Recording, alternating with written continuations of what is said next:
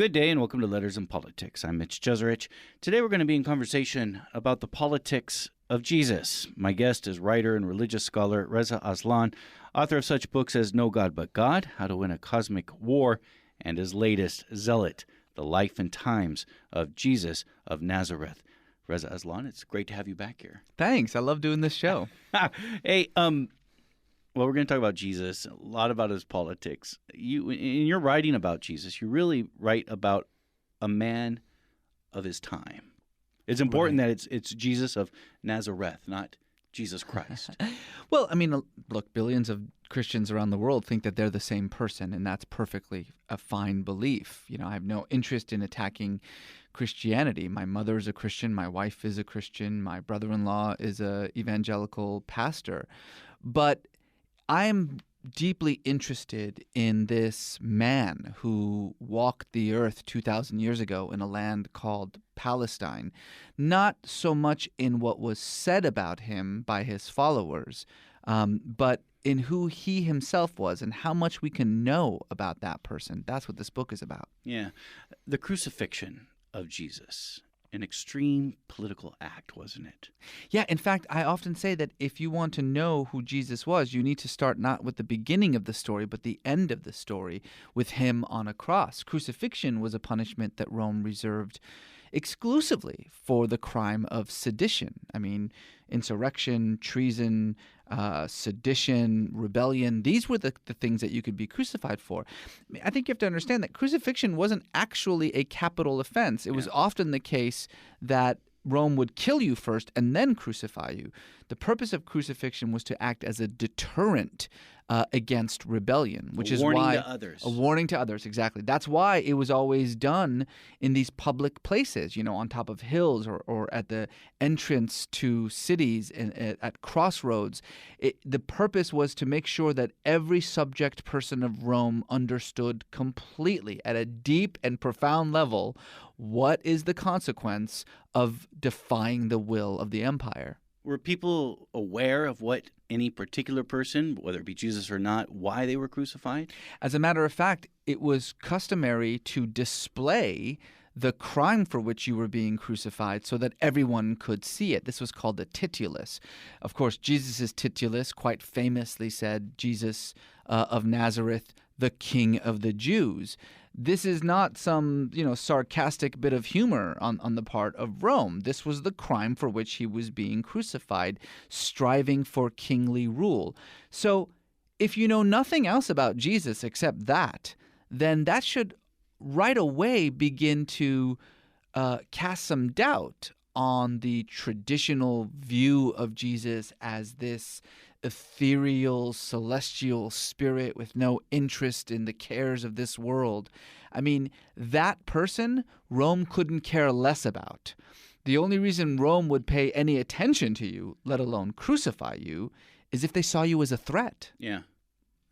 Again, and we're talking of Jesus as a political actor, a man of his time, and so much of this is in context of the Roman occupation of Palestine. That's right. Jesus lived in a time in which the Jews were an occupied people.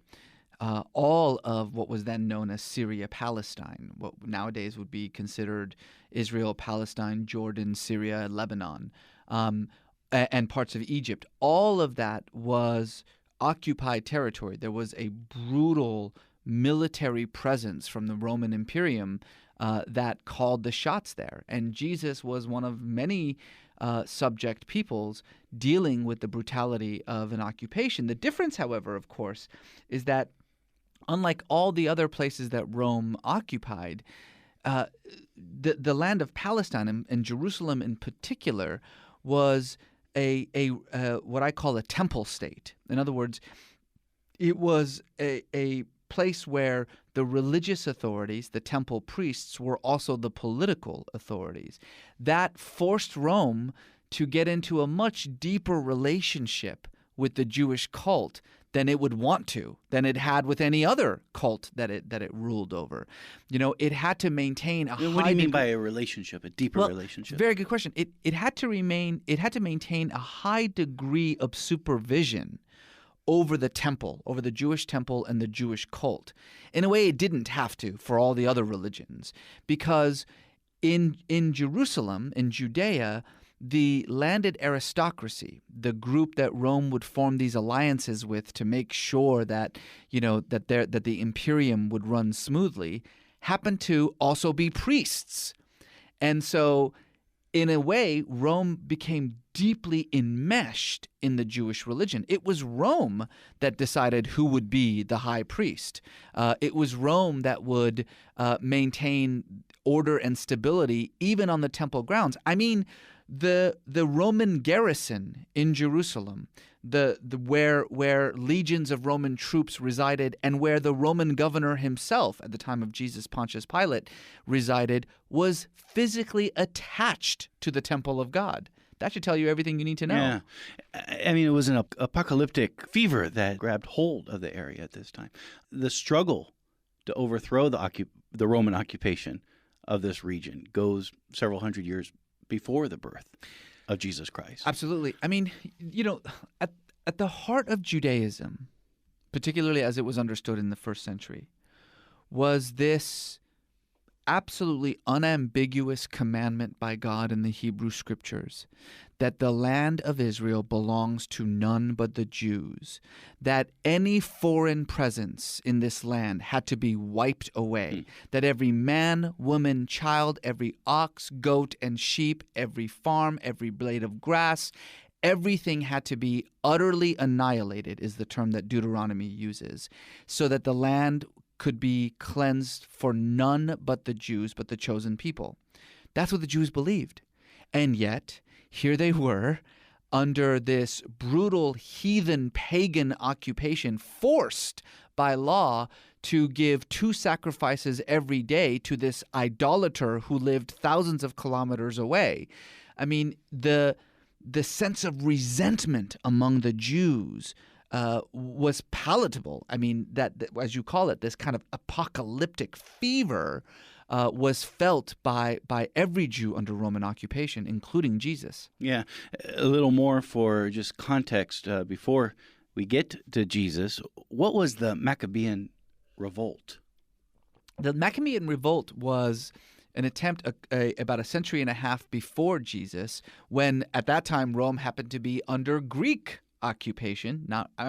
When Palestine happened to be under Greek occupation rather than Roman occupation. And this is from Alexander the Great, even before. I mean, just after Alexander the Great. Yeah, Alexander the Great. And what happened is that this one particular Greek ruler by the name of Epiphanes, who saw himself as God incarnate, tried to do away with the Jewish cult in the land of Palestine, Israel-Palestine.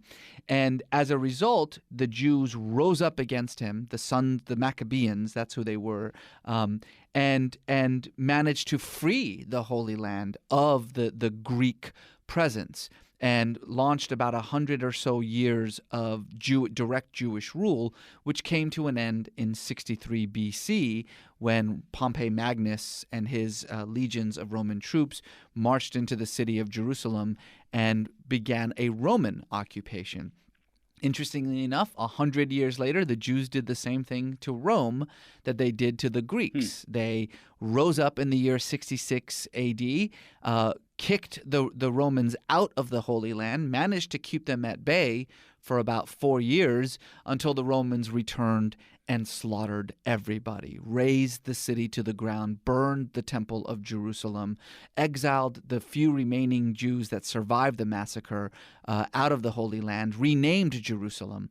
The historian Josephus says that after the Roman destruction, it was as though there was never any such place. What was it renamed to? Jerusalem. Iola Capitolina. Not good Italian. It doesn't have the same ring as Latin, Jerusalem. Yeah, good Latin word. Yeah. And I do want to get to the destruction of Jerusalem, because that's very much a part of the Jesus story later years. But before we get there, I just want to focus a little bit more on even pre-Jesus time, and it's 100 years before that we get Herod the Great. Why was he called the King of Jews? Rome made him the King of Jews. It was standard Roman policy to forge alliances with the landed aristocracy in every land that they occupied. It's why they were so successful. It would have been impossible for Rome to maintain stability and order themselves in what was at the time the largest empire in the world. And so instead, they would get clients to maintain order for them.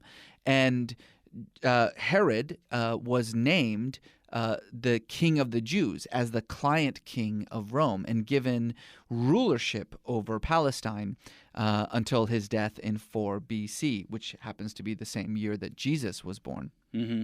And his role in the occupation, his historic significance. Yeah, Herod wasn't just a client of Rome. He was a close personal friend of Caesar. I mean, he was a deeply Hellenized, deeply Roman-influenced Jew. He wanted to recreate Rome in Judea. He built bathhouses and amphitheaters. Even the rebuilding of the Jerusalem temple, which Herod enlarged and set upon Mount Moriah, the highest part of the city of Jerusalem. Even the temple became a deeply Romanized thing. I mean, these sort of Roman columns and the porticos that he built, I mean, he made it look like it was the temple of Jupiter, not the temple of Yahweh. And he was incredibly powerful, but also deeply unpopular. And when he died, finally, in 4 BC, all hell broke loose. And that's the time we get into Jesus. What was Rome's interest in Palestine? Rome had no interest in Palestine. This is just its empire? Exactly. This is what's really fascinating, and what I write about in the book a lot is how the Jews saw this land as the navel of the world, the most important place on earth, God's footstool on earth.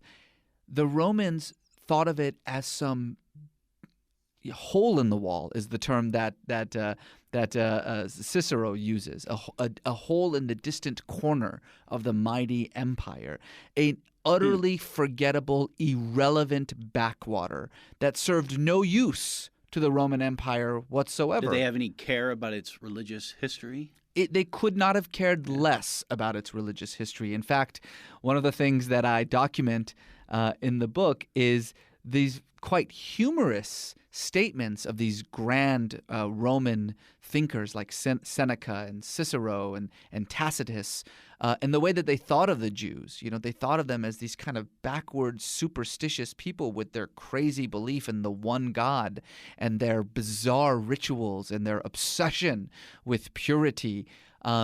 They thought the Jews were just weird. I mean, that's what they thought about the Jews.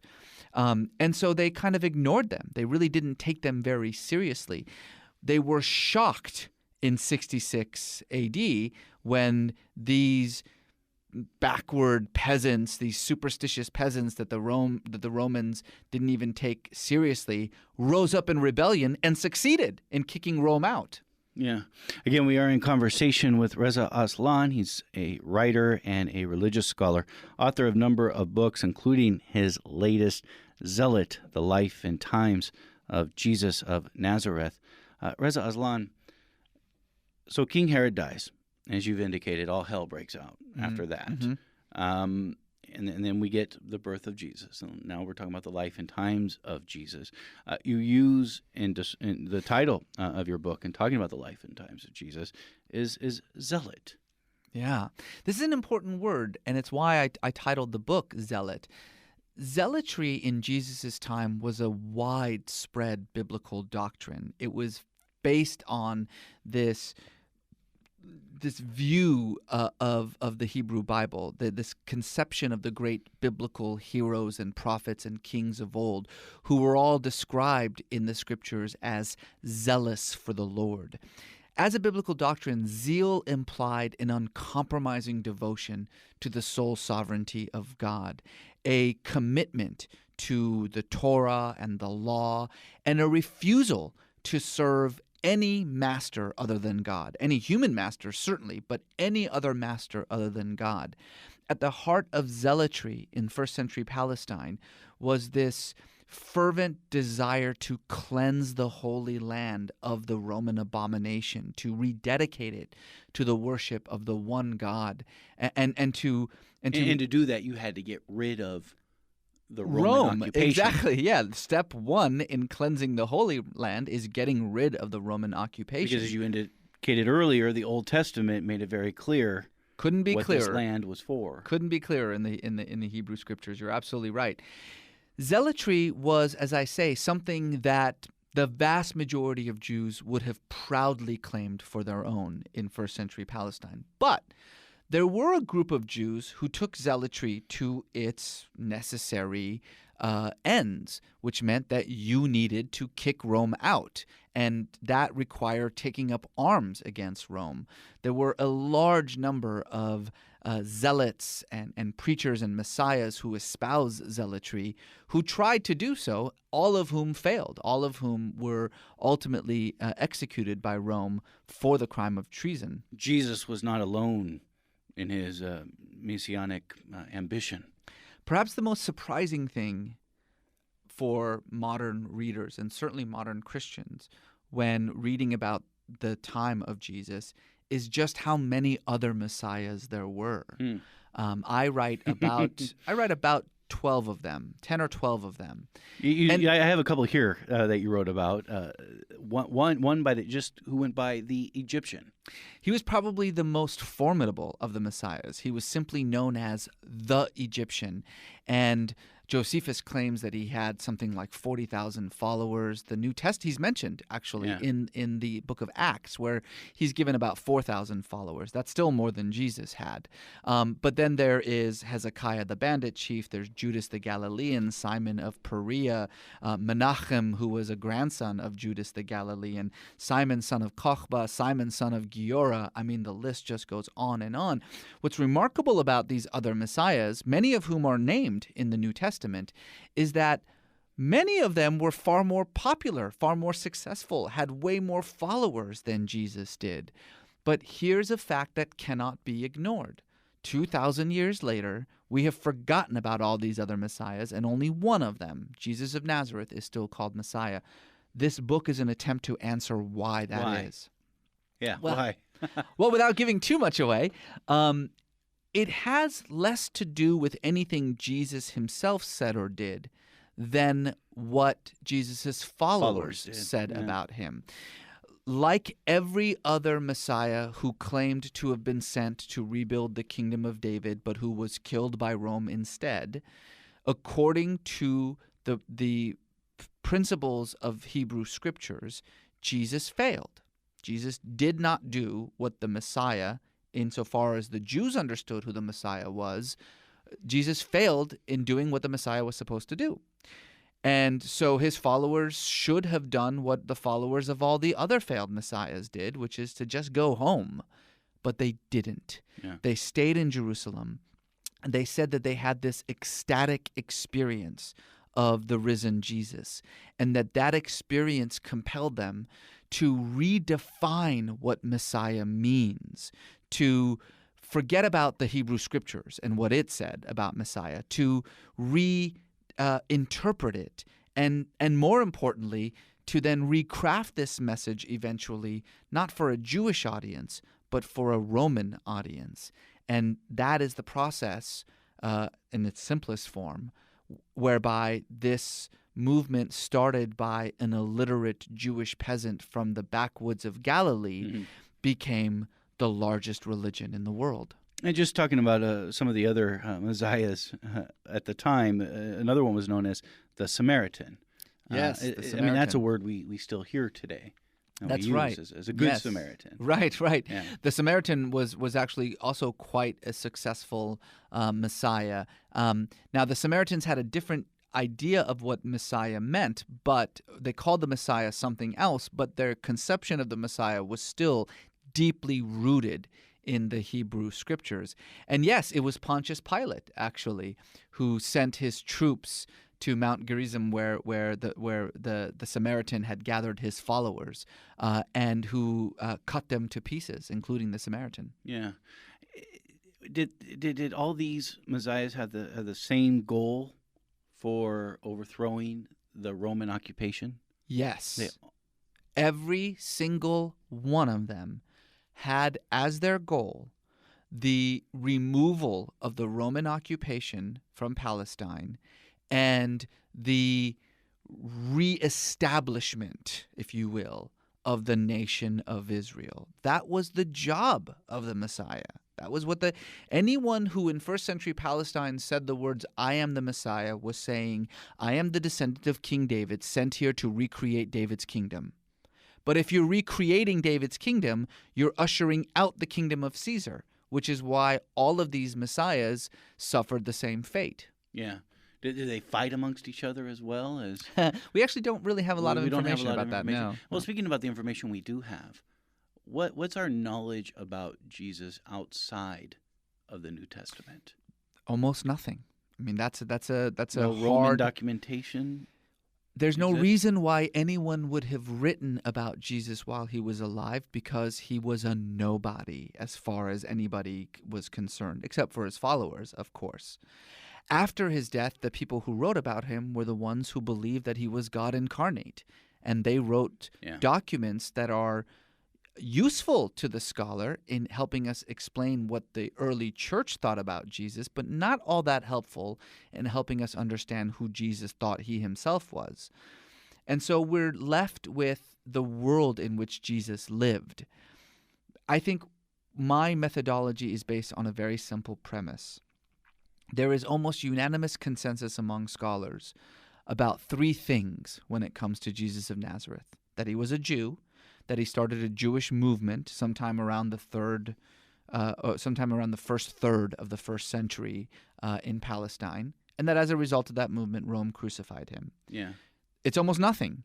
But my argument is that even if that's all you know about Jesus, it's enough to, at the very least, question the impression of Jesus that we have, because we know so much about the world in which he lived. If you place him in his world and let his world define him, his biography almost writes itself. Yeah. When we say Jesus was a Jew, what do we mean? This might sound crazy. Who were the Jews? No, this is an important question. I mean, everyone would agree, essentially, that, oh yeah, Jesus was a Jew. But my argument is, okay, understand the consequences of that statement. That means that the only religion that he had any experience of was Judaism. The only scriptures that he was familiar with was the Hebrew Bible, what we call the Old Testament now. The only God that he communed with was the God of the Hebrew Bible, Yahweh. So the idea that Jesus should be seen outside of a Jewish context makes no sense. In other words, when Christians read Jesus saying, "I am the Messiah," their idea of Messiah is the Son of God, the living incarnation of God, God made flesh. But that is an interpretation of Messiah that didn't exist in Judaism. So if a Jew in Jesus' time, it did not. There was no God, man, human. The concept of a God-man doesn't exist in 5,000 years of Jewish history, thought, and scripture. It's anathema to everything Judaism stands for. The notion that God could be made flesh violates every core principle of Judaism that there is. It's a perfectly fine Christian belief, but it does not exist in Judaism. And if Jesus were a Jew, he would have no conception of that idea. That's what I mean when I say, if you agree that Jesus was a Jew, then understand the consequences of that statement. Thinking of Jesus' execution, the crucifixion, we have been told the story that Pontius Pilate didn't really want anything to do with this. It was actually the Jews that wanted that. Right. The Gospels paint this picture. He washed his hands clean of it. Yeah. The Gospels paint this picture of Pontius Pilate as going through great pains to free Jesus. He's convinced that Jesus is innocent.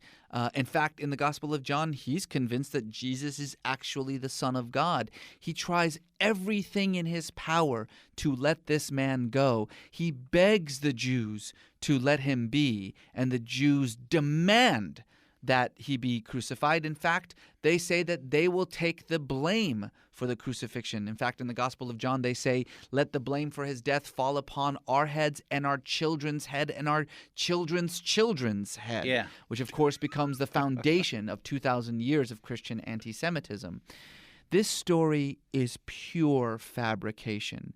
What we know about the historical person Pontius Pilate is that he was a brutal, bloodthirsty ruler who would on a regular basis send his troops onto the streets of Jerusalem to slaughter the Jews when they disagreed with even the slightest of his decisions. This is a man who couldn't care less what the Jews thought. He regularly defiled the temple with Roman and pagan icons. He had no interest in the Jews at all. And by the way, he was known to be so cruel, and he, according to the historical documents, sent so many Jews to the cross that the Jews actually formed a formal complaint, lodged a formal complaint to Caesar against him. And Caesar actually withdrew Pilate from Jerusalem, recalled him back to Rome. In other words, Pontius Pilate was so cruel, so bloodthirsty, so hard a man that even Rome thought he was too much, too extreme. The idea that this man would have spent even a second pondering the fate of yet another Jewish rabble-rouser, one of thousands he had sent to the cross that year alone, let alone be strong-armed by the Jews into crucifying him, even though he just desperately knows that he's innocent, begs the imagination. And I suppose if you look at this story through a political lens, political analysis, as a political event, of course there is always concern about how a political leader would be seen after his or her death, how the power that they have after that, and legends and stories and these type of things. And if you were Rome, you perhaps would want the story of Jesus to be one that the Jews didn't like. You couldn't be more right. Against. Here's the most important thing to understand about the rise of Christianity. Every word ever written about Jesus of Nazareth in the Gospels was written after 70 CE and the destruction of Jerusalem. After the destruction of Jerusalem, Judaism as a religion became pariah. The Jews were not seen as worthy of a cult of their own. In fact, not only had their religion become outlawed, that they were forced to pay for the upkeep of the central pagan cult of Rome, the Temple of Jupiter. For those Jews who happened to believe Jesus was the Messiah, because that's all that separated them from their other Jews, they had a very simple decision to make. Either they continue evangelizing this movement to their fellow Jews and become as irrelevant as the Jews themselves, and indeed seek the wrath of Rome, or they begin evangelizing to the Romans instead. I mean, think about this very simple thing, Mitch. Why are the Gospels written in Greek? Yeah. I mean, yeah. The scriptures of the Jews, the vast majority of the scriptures... Jews in exile. Well, it's more important than that. There were some Jewish documents in the diaspora that were written in Greek, but all contemporary documents written by Jews, almost all contemporary documents written by Jews at that time, were written in either Hebrew or Aramaic, the language of the Bible or the language of Jesus. But the Gospels were not. They were written in Greek because they were meant for a Greek-speaking audience, a Gentile audience primarily, in fact. And as a result, they had to do two things. One, they had to make Jesus just a little less revolutionary, a little less Jewish. They had to, after all, Rome just destroyed Jerusalem as a result of Jewish revolutionaries. Right. There's no way that you want to claim Jesus was one of these revolutionaries. And two, and more importantly, you had to remove all blame from Rome for Jesus' death, hence the steady progression in the Gospels, from the first Gospel, Mark, to the last Gospel, John, in which, little by little, Pontius Pilate is absolved of all blame for Jesus' death, and that blame is put squarely on the heads of the Jews. Again, we are in conversation with Reza Aslan. He's the author of the book Zealot, The Life and Times of Jesus of Nazareth. Reza, we have the four Gospels in the New Testament, but we know there are many, many more Gospels that didn't make it into the Testament. Right. The Gospels according to Thomas, Mary Magdalene. I believe there was even a discovery of the Gospel according to Judas. To Judas, to Philip, the Gospels of the Egyptians. Yes, Do there's any of these other many of them. Gospels relate to this historic political Jesus that you're writing No, about? the problem is that the Gnostic Gospels that you're just referring to, which are profoundly important in the study of Christianity and of early Christianity, because they provide a completely different view of who Jesus was and what his teachings meant, were written mostly in the 2nd and 3rd centuries. Except with the exception of the Gospel of Thomas, which many scholars would say was probably written very early in the 2nd century, maybe even not that long after the Gospel of John was written. Mm-hmm. So of all those Gospels, the Gospel of Thomas is the one that probably has the most historical importance because it's the earliest of them. But the rest of them do not shed light on the historical Jesus, frankly, any more than the Gospel of John sheds light on the historical Jesus. In my book, I try desperately to stick to two primary documents written by Christians, and then the rest of my resources is, the world in which Jesus lived. Those documents, one is the Gospel of Mark. The Gospel of Mark was the first gospel written. It was written probably sometime around 70 or 71, just after the destruction of Jerusalem. It's a very brief gospel. For a lot of Christians, it's kind of an unsatisfying gospel. There's no nativity scene. There's no resurrection appearance in the Gospel of Mark. But it's the earliest one, and so therefore it's the one that probably can be most closely traced to the historical Jesus. And then I use another document that scholars refer to as Q. Q. Q, yes. The letter Q? The letter Q, yeah. Q is a theoretical document, and this is how it works. Q, by the way, stands for Quelle, which is the German word for source. The belief of the majority of scholars is that sometime around 50 CE, so about 20 years after Jesus' death, Christians began to write down Jesus' words. In other words, it was just sort of a collection of Jesus' sayings, things that he said, words, his teachings. And that document existed throughout most of the 1st century. The reason we know that document probably existed is because in the year 90, Matthew and Luke, unbeknownst to each other and writing from completely different cities, sat down. They took Mark's gospel and they expanded it. They rewrote Mark's gospel, and then they added their own independent traditions. But then there is material that exists in Matthew and Luke, but doesn't exist in Mark. In other words, there's stuff that Matthew and Luke share in common, despite the fact that they did not know about each other, that is not from Mark, which means that they must have had some other document that they were using. We call that document Q. And most scholars believe that it's probably the earliest writings about Jesus that we have at our disposal. So if you want to know the stuff that can be traced the closest to Jesus, it's the stuff that Matthew and Luke have in common, but that does not exist in Mark. The word that we just used for that theoretical document is Q. Huh. In writing about Jesus and a man of his time, the image, I don't know if you want to comment on this or not, but the image that we have in the West of Jesus has always been a white man. Yeah. Of course, he was a Semitic man. Yeah, he looked like me. Yeah, that's what we're... If you go to the Church of the Nazarene in Nazareth, this beautiful church, there's a display there where Christians from all over the world have sent in paintings of Jesus and his mother Mary. It's really beautiful. And what you see in those paintings is I think, something incredibly profound.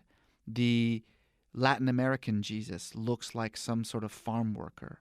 The Asian Jesus is Chinese. I mean, literally Chinese. The Jesus from Thailand is blue. I mean, blue like as though he were a Hindu god. Yeah.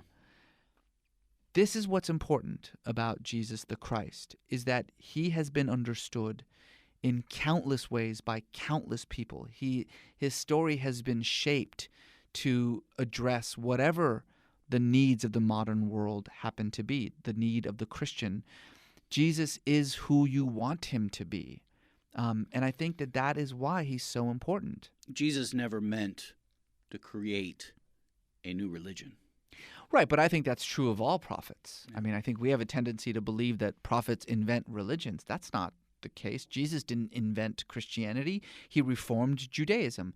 The Buddha didn't invent Buddhism. He reformed Hinduism. Muhammad didn't invent Islam. He reformed what's known as Hanifism, the sort of Judeo-Christian religious traditions of But in the the writing Hijaz. of the Quran? Yes, I mean, the Quran is deeply steeped in Judeo-Christian traditions. Absolutely. All the Hebrew Bibles, prophets are mentioned in the Quran. Moses is mentioned 140 times. The entire gospel story, obviously in a very sort of Reader's Digest version of it, is recounted in the Quran. Absolutely. Yeah. That was interesting. So Muhammad never saw Islam as a separate religion.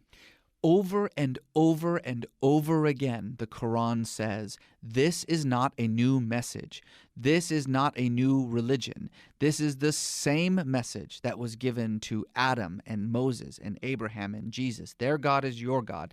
This is a refrain that the Quran repeatedly uses. Yeah. Absolutely, Muhammad had no interest in, quote unquote, starting a new religion. It's the followers of the prophets who are often burdened with this Herculean task of taking the words and deeds of the prophet who has died and forming them into some sort of institutionalized religion, which frankly is why we have this phenomenon where there is often such a great distance between a religion and the so-called founder of that religion. Yeah.